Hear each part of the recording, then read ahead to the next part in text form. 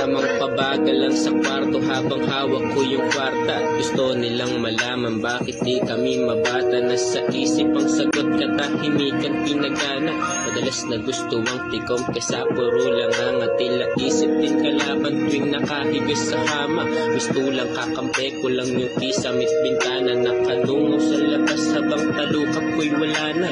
Nag-iisip kung paano ba tumakas at kumalas sa problemang tila para bang wala namang hanggan. Kung pag-ibig sa sarili ay tagal ko nang wala yan. Tila inulong sarili, sahaw lang walang labasan. Ganto ba ang kapalaran? Kung ganon ay dadaanan ko lang yan. Diyan ka lang, di ko para patusin. May misyon pa sa sarili na kailangan tapusin. Kung wala mang labasan papuntang dako, paroon ay gagawa kong daan gamit ang kapis patalin. Cholo nga pala, maraming salamat sa inyo.